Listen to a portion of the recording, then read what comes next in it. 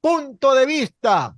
Vamos a darle la bienvenida también al ingeniero Andrés Mendoza Paladines para que, no, no está, no, ya, claro, claro, perdón, estaba equivocado yo un poco. Vamos a darle la bienvenida más bien al primer invitado que tenemos aquí en Punto de Vista. Se trata del economista Mauricio Gonzalo Antonio Pozo Crespo. Él fue antes, pues, ministro de Finanzas, fue candidato a la vicepresidencia y también es permanente personaje que está en contacto a través de la opinión con los medios de comunicación. Economista, buenos días. Se ha dicho, y así es, ¿no? Que la inseguridad, pues, es el primer problema del país que afecta a las actividades económicas, a las actividades políticas, a las sociales y a las internacionales, sin duda alguna. Y que estamos en este momento a pocas horas de ir a las urnas a sufragar para ver qué va a pasar con el Ecuador en el futuro dentro de poco. Yo le quiero preguntar porque regularmente a los programas de opinión siempre le preguntan a los políticos. Vamos a preguntarle al economista, ¿cómo ha visto el desarrollo de la campaña electoral? ¿Cómo analiza las propuestas? Y sobre todo en el área suya, economista Pozo, en el área suya, ¿no? ¿Ha visto alguna propuesta destacada como para decir, ojalá que la ponga en práctica, porque con ello vamos avanzando en el camino de lograr una solución, ¿verdad? Breve, aunque sea parcial, a la crisis económica? ¿Usted ha visto algo que le cause sorpresa, que le guste realmente, economista? Buenos días. Buenos días, muchas gracias por la entrevista. Bueno, no es una pregunta simple la suya. Sí le puedo decir que dentro del grupo de candidatos, probablemente unas dos o tres alternativas son las que podrían contener una propuesta económica más realista, más práctica, más cercana a la realidad. La gran mayoría son propuestas utópicas, son propuestas que no son compatibles con el momento actual, caen mucho en la demagogia y yo diría hasta en el populismo. Y claro, es muy fácil de candidato decir cualquier cosa, proponer cualquier alternativa, decir que se va a resolver esto de una u otra forma por una vía que en el día a día no es posible que se produzca. En ese sentido, creo que hay que apelar un poco a aquellos mensajes que contienen sensatez, contienen un poco de equilibrio, contienen antecedentes también de conocimiento en los temas económicos, que es la pregunta suya, para poder decidir el voto. Y yo le digo, hay temas que son políticamente costosos y ninguno se ha ido por esa alternativa. Le voy a dar un ejemplo. El asunto de si se deja o no el petróleo del bloque 43, el ITT que se llama, bajo tierra y no se produce. Políticamente costoso decir sí voy a seguir explotando, y eso probablemente le signifique un costo en votos y por esa razón la gran mayoría, por no decir todos, al menos que se me pase alguno, ha dicho que no se va a seguir en esa línea y que se va a buscar reemplazar esa alternativa por otra. Así como aquella pregunta que sí se ha producido, que tiene relación con el precio de los derivados de petróleo. ¿Qué van a hacer con el subsidio a los derivados en el Ecuador? Es un tema muy polémico, muy sensible políticamente, que desde el punto de vista económico yo tengo claro qué es lo que debería hacerse, pero eso no necesariamente coincide con el mensaje político, porque eso también puede generar una pérdida de apoyo popular. Entonces, hay en esa línea una distancia entre lo que se debería hacer y lo que se propone, pero lo que sí me queda claro a mí es que una vez que uno se sienta al otro lado de la mesa, y le toca tomar decisiones y sabe que todos los meses tiene que pagar la nómina, todos los meses hay que pagar la deuda, todos los meses hay que transferir a los gobiernos seccionales, todos los meses hay que pagar los subsidios. Ahí uno se da cuenta si realmente empieza o no a calzar el discurso de la campaña con la realidad que se tiene día a día en las finanzas públicas. Economista, entonces concluyamos que el nuevo presidente o presidenta va a tener que tomar medidas duras, durísimas, ¿verdad? No sé cuáles. ¿Usted nos podría decir cuáles podrían ser esas medidas duras que tienen que tomar irremediablemente? Fíjese que en este caso particular, que no ha sido una experiencia previa del Ecuador, porque es la primera vez que tenemos la aplicación de la muerte cruzada. Nunca hemos tenido en el pasado una situación similar. Pero lo que voy es que es la primera vez que un proceso de elección va a tener casi al inicio un proceso electoral próximo. Todo candidato que ahora está buscando la presidencia de la República, cualquiera que éste sea, y cualquiera que resulte electo, va a tener como mira el 2024. Por lo tanto, va a querer hacer cosas en este periodo que es corto, que le permitan apuntalar respaldo popular para el año 2024. Y eso muchas veces contraviene con ciertas acciones en materia económica que deberían adoptarse. Y ya citamos dos temas.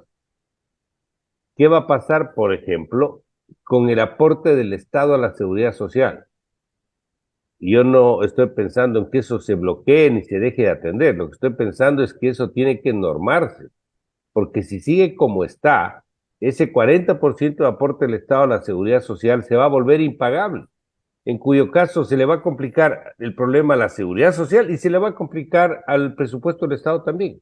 Entonces eso dejarle en el aire como que no ha pasado nada, como que no es conmigo el problema, nos puede generar un problema mucho peor. Y el gobierno que no adopte la decisión o no promueva una decisión sobre el particular, probablemente le va a tocar sufrir, si llega a ganar el siguiente periodo, los embates de no haber tomado una decisión sobre el particular.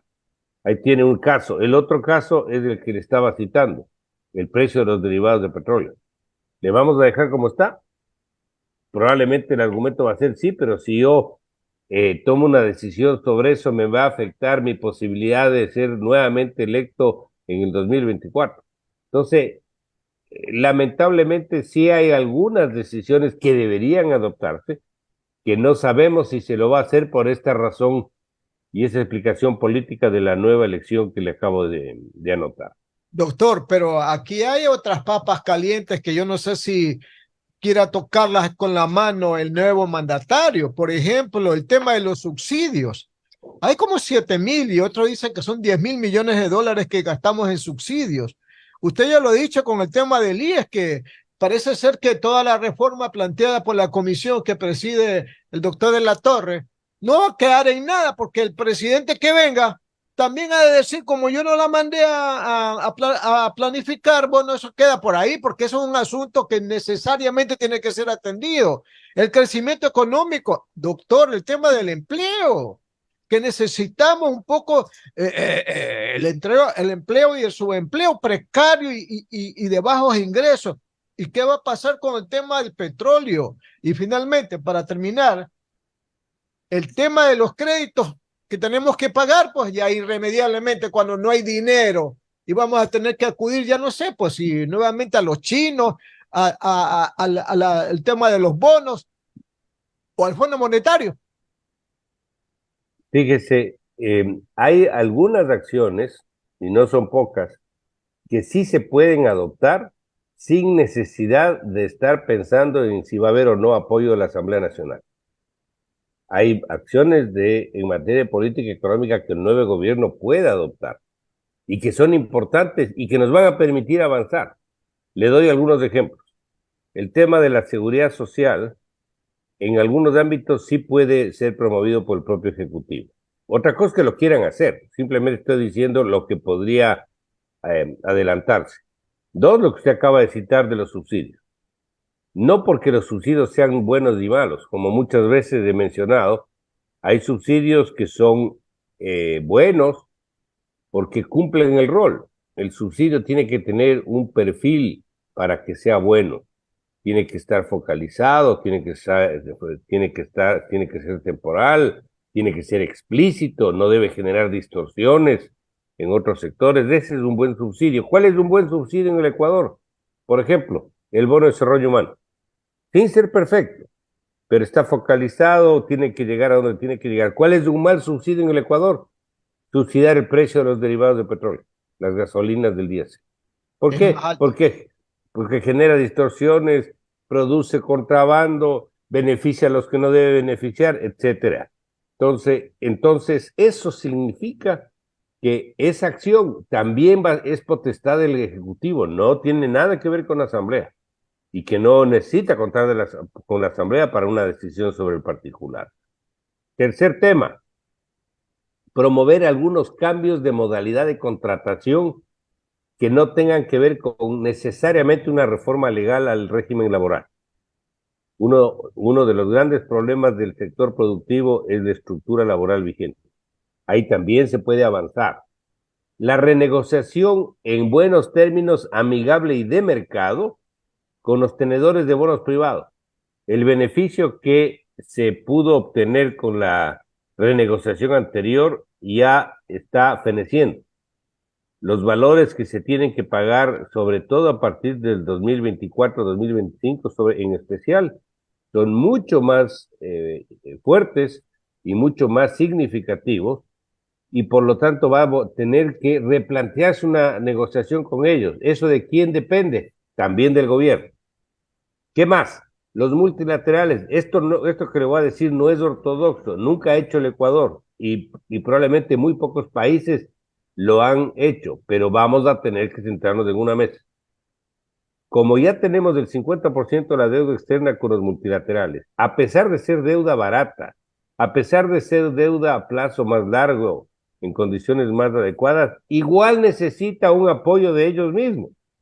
Es decir, buscar postergar a un plazo mayor el cumplimiento del pago para que podamos tener un espacio fiscal mayor y poder atender esas obligaciones y no destinar y poder destinar para otro tipo de objetivos. Entonces, ahí le doy a usted unos pocos ejemplos que le ilustran que hay algunas acciones que puede tomar el nuevo gobierno sin contar con la Asamblea Nacional y que pueden ayudar a apuntalar la situación económica. No a resolver todos los problemas, no a enrumbarle al país en un año y medio una ruta de crecimiento acelerado, eso no se va a poder lograr, pero sí va a poder sembrar, sí va a poder apuntalar ciertos procesos para que le permite al país, en un periodo de gestión un poco más extenso, empezar a recuperarse.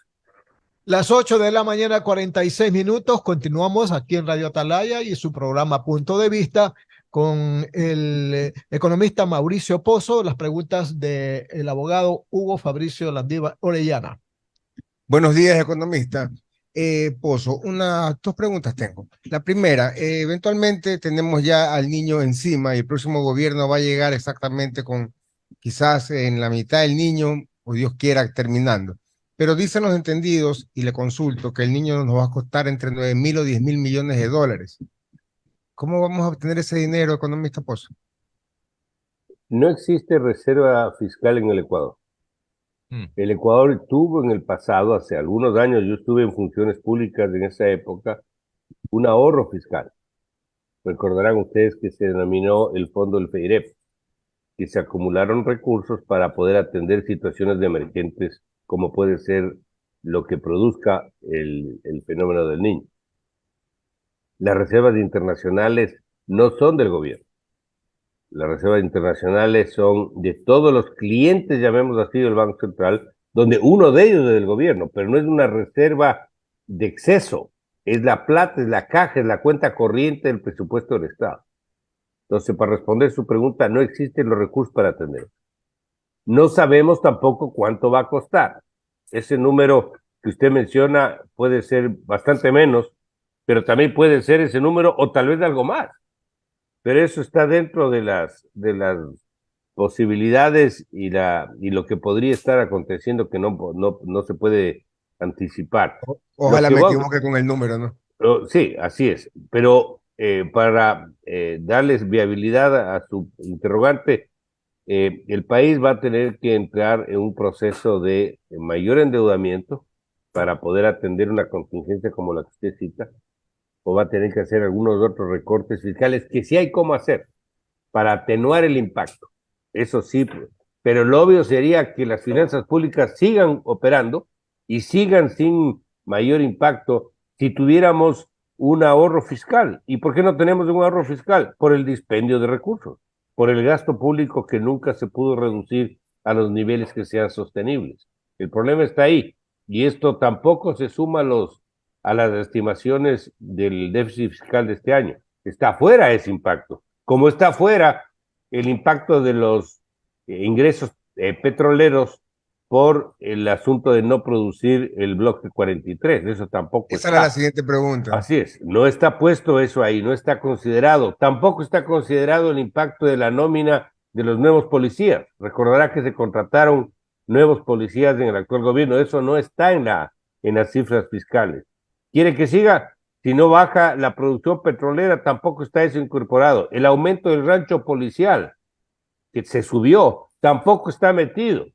Entonces no quiero preocuparles más. Lo único que les digo es que hay muchos factores de gasto público que no están en las cifras para el presente año. Y sin eso ya tenemos un déficit que va a ser probablemente el doble de lo que se estuvo previsto en la proforma que se aprobó. Economista, entonces hemos escuchado mucha demagogia porque muchos han indicado el supuesto cómo, pero estamos viendo con lo que usted dice, con su experiencia, que sobrepasa mucho, mucho dinero y no hay de dónde. Hay un dicho real que dice una cosa es con guitarra, otra con violín.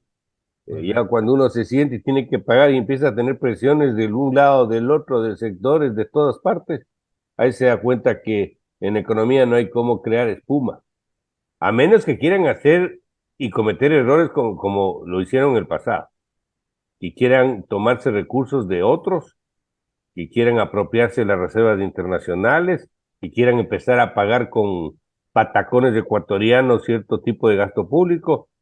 Claro que lo pueden hacer, pero eso sería el despeñadero, eso sería el principio del fin. Las 8 de la mañana, 51 minutos. Continuamos la entrevista con el doctor Mauricio Pozo, ahora con las preguntas del ingeniero Juan Carlos Sánchez Arosemena. ¿Qué tal, Juan Gracias, Carlos? Buenos Alcides. días. Buenos días, economista. Economista, en caso que ganase el sí en la consulta sobre el Yasuní, por un lado, va a haber obviamente un impacto inmediato, pensaría yo que es inmediato, ¿no es verdad? En las arcas del Estado. Y quisiera, por favor, que usted ahonde un poquito sobre ese tema. Y segundo, hay unos desmontajes que hacer, ¿no es verdad? De todo lo que está instalado ahí, que también tiene unos costos muy importantes y que de lo cual se ha hablado poco al respecto. El otro día le escuchaba al candidato Sonnenholzer decir que 500 millones de dólares se sumarían esos valores y que inclusive el Estado podría ser demandado y que él pues en caso de que él llegase a ser presidente, por ejemplo, él asumiría esa demanda, pero que esos dineros, en lugar de ir para ese desmontaje y gastos sobre el tema, los enviaría para cubrir gastos de seguridad. Por favor, usted nos puede ahondar sobre este tema. Por supuesto, gracias por la pregunta, fíjese, son más o menos 55,000 barriles diarios de producción. Es un poquito menos de un quinto de la producción total, lo que genera el campo y el bloque 43. 1.200 millones de dólares al año, en un periodo de 20 años son un poco más de 14,000 millones de dólares. No es, como dicen, pelo de Es pelo cochino. de conejo. Así es, así es. Entonces, primero. Segundo, eh, es irresponsable lo que estamos haciendo en el Ecuador, preguntándole a los ciudadanos que decidan si es necesario o no continuar produciendo petróleo cuando no saben lo que le están preguntando. Esto no ha sido difundido, nadie sabe lo que es el ITT, cuánto produce, cuál es el impacto económico, a qué gente beneficia. si ha habido o no ha habido daño ambiental producto de esa producción, etcétera, etcétera. Eso no ha sido difundido. Esto es una conversación entre los que conocen mucho o poco del tema, pero nada más. En tercer lugar, efectivamente, cuesta cerca de 500 millones desmontar. Eso no es inmediato. Y la instalación de la infraestructura que se tiene ahí costó más o menos 1.900 millones de dólares. El único empleador de la zona es Petroecuador. Esto es una producción del Estado, no es una producción privada. Y da servicios básicos a cerca de 2.500 personas, que son los lugareños del sector. Claro. ¿Qué servicios? Educación, salud, telecomunicaciones, internet, etcétera, etcétera, etcétera. Esa gente que el día de mañana, ¿qué va a pasar? El espacio que queda para los que sí pueden contaminar, que son los que van a abusar del tema del bosque de la zona. La tala indiscriminada de bosques, que ahora no es posible por la seguridad que brinda la propia empresa Petroecuador, con todos sus defectos y sus virtudes. Claro. Entonces, me parece que este es un voto bastante, yo diría, hasta sentimental. Claro, romántico, eso iba a decir yo, así es. Suena bonito, pero no vamos a poder esto buscar reemplazar hacia adelante, y además el impacto negativo para otros proyectos que se puedan tener. ¿Usted cree que va a venir inversión extranjera para la minería o para el mismo petróleo? Si sale el resultado de la consulta en el sí, es decir, que el petróleo se quede bajo tierra, no van a venir porque dicen en el Ecuador se les ocurre hacer una consulta popular y deciden que no van a seguir produciendo. Así En es. este caso, entonces, esto realmente para mí va a generar, si es que eso se produce en el resultado electoral, va a generar bastantes más perjuicios que beneficios. Y no es que es reemplazable de la noche a la mañana decir, no, pues entonces cobremos a los que no pagan impuestos. Está bien que se cobren a los que no pagan impuestos, pero esto no es que el día de mañana eso se va a poder recuperar. Entonces, seamos un poquito sensatos. Preparémonos para poder no usar petróleo o materia extractiva al futuro, pero no podemos poner la carreta delante de los caballos. Tenemos que hacer las cosas con un poquito de equilibrio y pensar en que el país requiere atender una serie de cosas y no puede darse el lujo de tomar una decisión como la que podemos estar tomando este próximo 20 de agosto. ¿Y ese impacto, en qué tiempo, en caso de que fuese positiva que gane el sí, en qué tiempo, en la línea de tiempo, economista, en qué tiempo estaríamos comenzando a sentir esos reveses? Bueno, se iniciaría un proceso de desmontaje que hay que hacerlo bien para que no haya daño ambiental. Y esto probablemente va a demorarse, yo diría, yo no soy experto en la materia, pero no creo que se demore menos de un par, 2 o 3 años. Claro. Pero yo creo que el impacto grueso se lo va a sentir el próximo año, el 24. Ahí creo que va a dar lugar la baja de los 1.200 millones de dólares que dicen los números que representa el impacto fiscal de una decisión de esta naturaleza. Ahí sacan algunos candidatos que no es de eso, que son 200 millones, que son 180. No sé de dónde esconden esta realidad, porque recuerde algo. El Ecuador importa derivados. Deje de producir, por ejemplo, el campo o siga produciendo, igual necesita importar derivados. Pero si tiene los recursos, ayuda para la importación; si no tiene los recursos, no. Y encima de eso, tenemos subsidios a los precios de los derivados. Este es un país de locos. O sea, y es el único país de la región que tiene estos precios de derivados. Váyanse a Colombia o al Perú, solo a los vecinos. El otro que tiene regalada la gasolina es Venezuela, pero creo que Venezuela no es el mejor ejemplo para el Ecuador.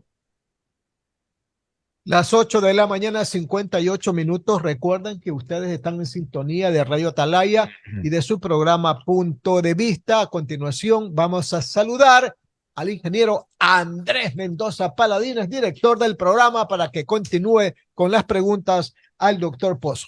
Ingeniero, buenos días, ¿cómo le va? Muy buenos días a don Alcides Ezequiel Montilla García, el gran periodista del sistema de emisoras Atalaya, en este viernes de silencio electoral. Estamos justamente con invitado de lujo, el ministro en 2 ocasiones de Economía y Finanzas, Mauricio Pozo. Y un gran saludo también para nuestros estimados amigos, el marqués Juan Carlos Sánchez y el abogado Hugo Landívar Orellana. Igual al panel central de Atalaya, a Isaí Sánchez, a Carlitos Pacheco, a Martín de la Torre, el Cabezón. Oiga, Mauricio, yo quería insistir en lo que preguntaba Juan Carlos, porque en efecto hay mucho desconocimiento sobre el tema del ITT y de realmente qué es lo que se está preguntando. ¿No le parece que debió haberse hecho, como lo dijo el candidato Otto Sonnejoner, primero unas consultas locales a la gente, digamos, de la zona? Lo que le dicen, creo que se llama preconsulta, antes de hacer una pregunta nacional, una consulta nacional de algo que incluso es ajeno a lo que la mayoría de la gente conoce y se vuelve, como usted bien dijo, romántico. Andrés, buenos días, gracias por la pregunta. Sí, la respuesta es sí. Sí debió haberse hecho esa consulta, pero también debió haberse difundido a nivel nacional. La pregunta es nacional, no es una pregunta solo local, es una pregunta nacional Ah, claro. que tiene los defectos o podría tener los defectos que estamos conversando. Fíjese algo adicional, cuando hubo la decisión de la Corte para entrar en este tema, no había producción del campo. Este rato tenemos más de una década de producción del campo y ¿sabe cuántos impactos dañinos al ambiente se han producido en ese periodo? Cero, no existe ninguno. Y la producción que se genera en ese campo está con el cumplimiento de todas las estrictas normas de protección medioambiental. No ha habido ningún tipo de impacto negativo en términos medioambientales. Y la superficie de la zona es absolutamente marginal para el tamaño de el parque y toda la Amazonía ecuatoriana. O sea, ni siquiera por el lado ambiental se podría argumentar de que se ha visto perjudicada la zona por la producción. Pero claro, como comentamos, este es un tema apoyado muchas veces por los jóvenes que son, y me parece bien que hay esta preocupación del medio ambiente, pero hay que ser equilibrados. Yo creo que hay que ser sensatos y hay que buscar prepararnos para el día de mañana, ya tener energía de otra naturaleza, pero hay que hacerlo de una manera ordenada para poder darle aplicabilidad a eso, porque si queremos por el romanticismo a la fuerza entrar en un esquema de esta naturaleza, probablemente los beneficios tampoco van a llegar.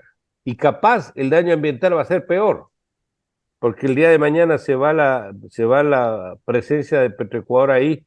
¿Y qué cree que va a pasar? ¿Usted cree que van a dejar toda esa zona que es un potencial, por ejemplo, de producción maderera importante tal como está? No, van a venir la tala de árboles y va a producirse un impacto ambiental mucho más complicado y mucho más desfavorable.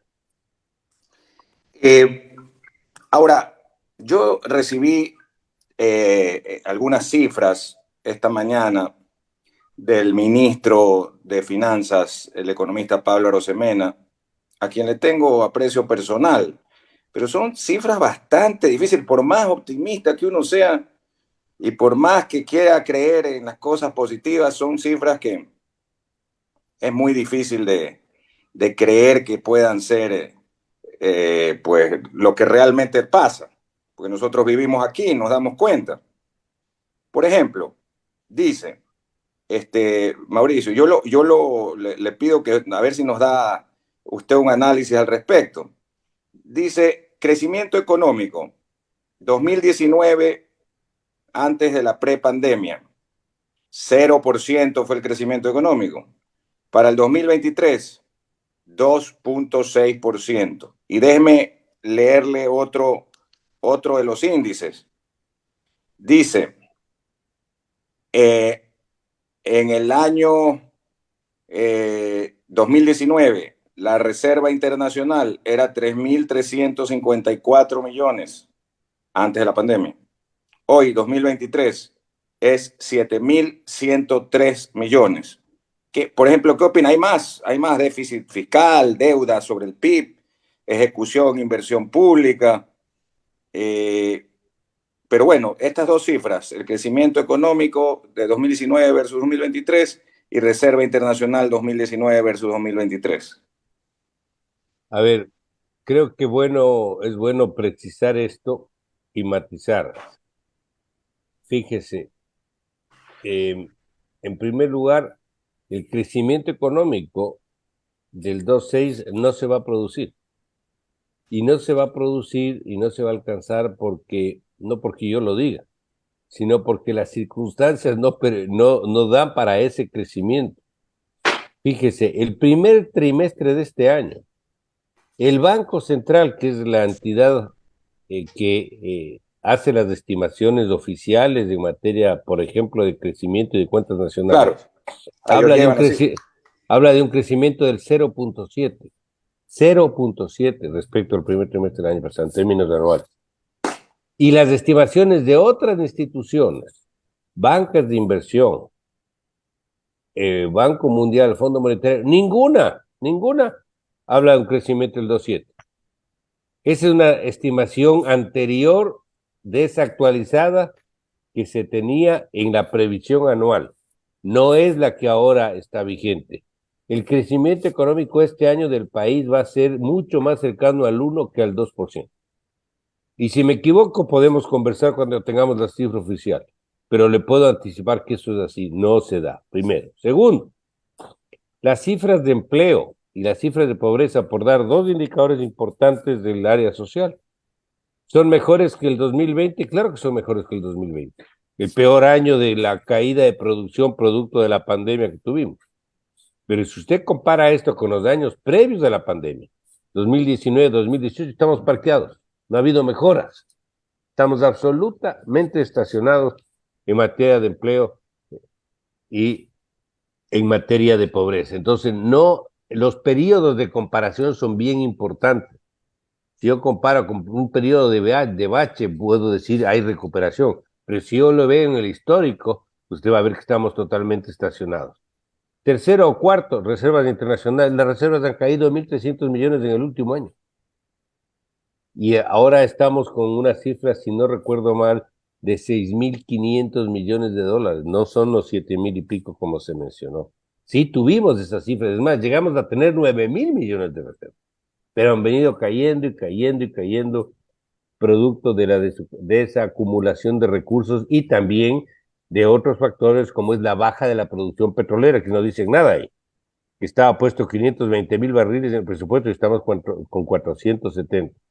Entonces, me parece que hay que un poquito matizar esto, hacer las comparaciones con las fechas que corresponden, utilizar las distintas fuentes de información para sacar una conclusión. Y finalmente le digo algo, el presupuesto fiscal para este año, se hablaba de 2.600 millones, va a ser superior a 5.000 millones, porque aumentó el gasto público, porque la producción petrolera está mucho menor a la que estaba previsto. Sería el déficit. El déficit, claro, el desequilibrio fiscal. No va a entrar los 1.000 millones que estaba puesto ahí por la venta del Banco del Pacífico, por razones internas y externas, ni va a haber tampoco monetización de otro activo del Estado, y los ingresos tributarios también han caído.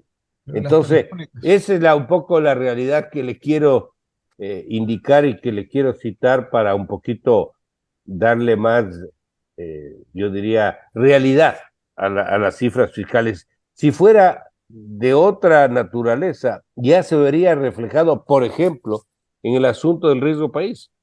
Y el riesgo país sigue pegado a los 2.000 puntos. ¿Por razones políticas? Sí, pero también por razones económicas. No es que la economía no tiene vinculación con este indicador. Por supuesto. Y no es que, como usted bien dice, Mauricio, el riesgo país ha estado hace unos meses en 500 y de pronto subió a 2000, pues no, ha estado todo el tiempo en estos 2 últimos años por encima de 1300, 1500, o sea, todo el tiempo ha estado alto el riesgo país. Ahora que llegó a 2000, es verdad, pero hay esos dos componentes, como usted bien lo manifiesta. Las 9 de la mañana con 8 minutos, don Alcides Ezequiel Montilla en Punto de Vista. Las preguntas finales para nuestro invitado de primerísimo nivel que tenemos aquí en Punto de Vista en Atalaya. Si le quiere preguntar sobre fútbol, pregúntele, pero de Aucas, no hablen de Melec, mejor, porque No, porque los tres que están ahí se van a poner tristes. Aucas empató y Emelé también, oiga, y Aucas tampoco no está bueno como el año pasado. El doctor Pozo lo ha de saber que él es hincha del Aucas, como nosotros que somos los tres acá hinchas del Emelec. Oiga, doctor Pozo, vamos el domingo a votar. ¿Y usted cree que ya están disipadas los temores, las preocupaciones de que alguno de esos 8 candidatos vayan a desdolarizar la economía? Bueno, por ahí hubo un candidato que hizo una propuesta indecente, por no ponerle otro calificativo, que fue hablar de los ecuadólares en alguna entrevista con algún medio argentino, lo cual es una barbaridad. La dolarización requiere eh, la, la fortaleza de las fuentes de ingreso de dólares al Ecuador, que son financiamiento al sector público y privado, exportaciones, remesas e inversión extranjera. Esas son las fuentes de dólares. Y no hay forma de tapar el sol con un dedo creando transacciones electrónicas que no tengan respaldo en valores y en dólares reales. La deuda externa no se puede ejecutar si usted no tiene dólares reales. No es que usted pasa una transferencia sin respaldo y eso ya cumple los compromisos. No es que usted puede importar materias primas, bienes de capital sin dólares reales. No es que usted puede pagar la deuda externa, privada y pública sin dólares reales. Es decir, esa propuesta no tiene validez. Y la dolarización ha sido, a mi criterio, el mejor aliado que ha tenido el Ecuador en los últimos 23 años, que nos ha ayudado, no es que ha resuelto todos los problemas de ninguna manera, pero nos ha ayudado a sortear problemas políticos, problemas de estabilidad fiscal, etcétera, por un argumento adicional, porque los dólares en dolarización se pueden transar cuando existe el flujo de caja para hacerlo. Si usted tiene dólares, puede gastar. Si no tiene dólares, no puede gastar. Imagínese usted lo que habría sido esa década del 2007, el 17, con máquina de impresión de billetes. Este rato no sé cuál sería la realidad del Ecuador, pero podría estar bastante cercana a la que ha vivido Venezuela. Usted no puede financiar déficits fiscales imprimiendo moneda o depreciando la moneda, porque eso produce, entre otras cosas, inflación. Y el Ecuador tiene inflación baja mayoritariamente debido a que tiene un dólar que no le permite el uso de los recursos de la moneda propia para el financiamiento de los desequilibrios fiscales. Entonces, creo que el dólar nos ha ayudado y tiene algo que todos los candidatos deberían saber, o creo que sí saben, que tiene la confianza de la gran mayoría de ecuatorianos. Las monedas existen cuando existe confianza. Y eso obviamente es un ingrediente que no le van a poder romper, digan lo que digan o quieren hacer lo que quieren hacer. Lo que sí pueden hacer es una política económica perversa contraria al fortalecimiento de la dolarización, que esperaría que eso no se produzca. Hugo, por favor. Gracias, Alcides. Economista, hemos escuchado el término Estado frágil o fallido. Conocedor del derecho internacional, esto ahuyentaría la inversión extranjera, más allá de que si llega a ganar el sí que violenta para mí y vulnera el derecho a la seguridad jurídica. Entonces, al ser un Estado frágil o fallido, por la inseguridad también que vivimos a diario, ¿usted cree que alguien llegaría a invertir al país? ¿Qué necesitaríamos nosotros para que venga esa inversión extranjera? Más allá de todos los escenarios que hemos visto, que realmente no veo alguna salida, Bueno, todo lo que tenemos. hay algunos elementos sobre esto El Ecuador no ha tenido en los últimos años un antecedente de inversión extranjera en montos importantes o significativos, pero no tan bajo tampoco como tenemos ahora. Ahora estamos El hablando riesgo de país. el riesgo país, que es el reflejo de otras cosas, pero para citar algunos problemas. Uno, los antecedentes del Ecuador. ¿A qué me refiero con los antecedentes? El Ecuador, al contrario, por ejemplo, del Perú, sí ha declarado moratoria y el default de deuda en varias ocasiones. Y los mercados se acuerdan de eso. La última ocasión que hicimos eso fue el 2007-2008 con el gobierno de Correa. Cuando dijo que no iba a pagar la deuda, los precios se vinieron abajo y cuando estaba abajo dijo, ahora recompro. Y los mercados nos pasaron la factura poco a poco con el costo del financiamiento que tuvimos que pagar producto de esa decisión. Entonces el antecedente del Ecuador no es bueno. Eso incide en la inversión extranjera. Segundo, la ausencia de una justicia independiente. Es difícil atraer inversionistas cuando, No si hay tiene seguridad usted un jurídica. conflicto, no hay seguridad jurídica. Y por eso que todos los contratos privados de compañías extranjeras con el Estado, todos piden arbitraje internacional, porque no confían en la justicia ecuatoriana. Y ahí tenemos algunos ejemplos. Nos ha ido mal en todos los fallos internacionales cuando hemos entrado en arbitraje. Nos fue mal en Chevron, Texaco, nos fue mal en Occidental, de los que me acuerdo en este momento. Entonces, el tema de la justicia es otro factor que incide en inversión extranjera. Los costos de producción internos, aranceles promedio que duplican el arancel promedio de Colombia y Perú.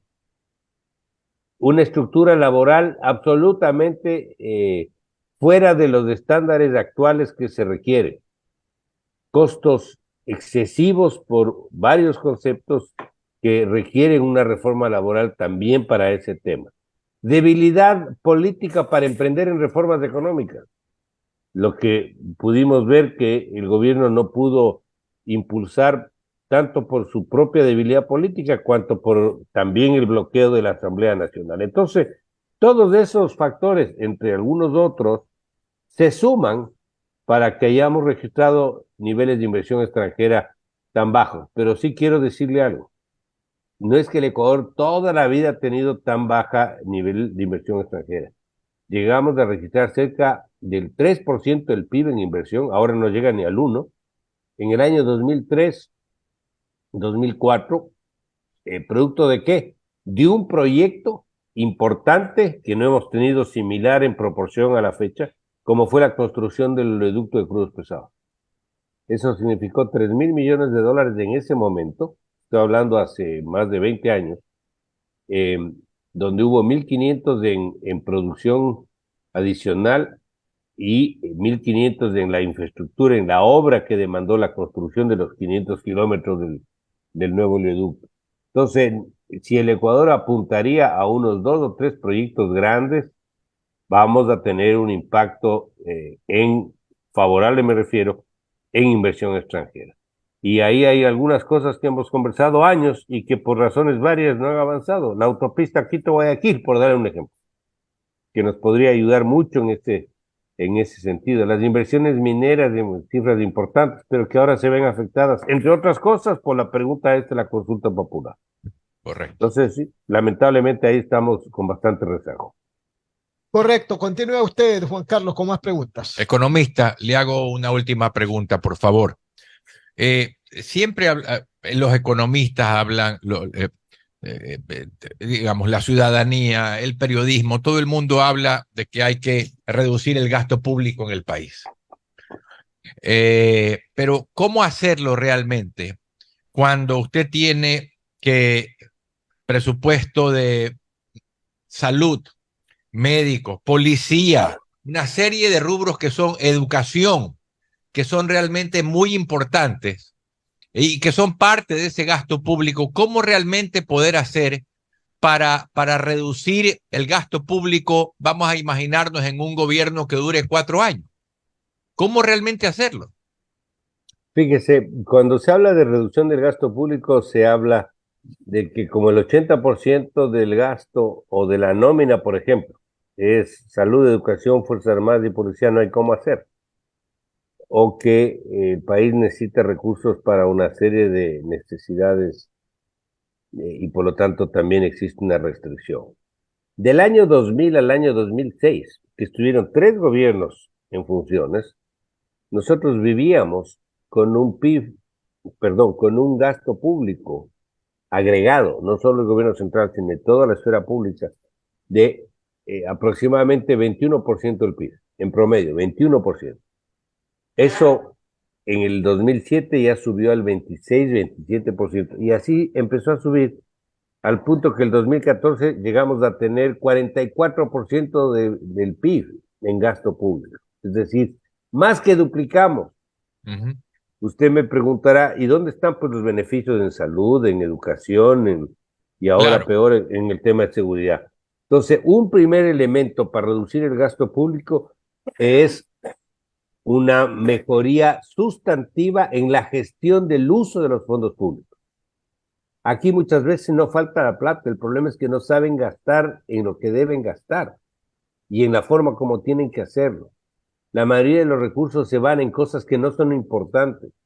Ujú. Entonces, el uso adecuado de fondos públicos es una forma de ahorro del gasto fiscal. Mm. Este es un tema que no es de impacto inmediato, pero eso no quiere decir que no se lo adopte. Y esto es aplicable tanto para el gobierno central cuanto para el resto, entidades públicas autónomas, Ujú. unidades de control, gobiernos seccionales, donde están prefecturas, municipios. Es decir, ahí hay un espacio de gestión importante que debemos mejorar. En tercer lugar, hay subsidios que no funcionan. Parte del gasto público es lo que nos cuesta importar derivados con precios subsidiados de consumo de derivados en el Ecuador. Ahí tiene otra forma de ahorro fiscal. Tercero o cuarto, el salario promedio del sector público duplica al sector privado. Así es. Los ministros son mal pagados. Yo ganaba $4,000 como ministro de Economía. $4,000 mensuales, que es mucho para mucha gente, pero para esas responsabilidades y ese riesgo es un sueldo relativamente bajo Bajo, así es. para todo lo que conlleva una función de esta naturaleza.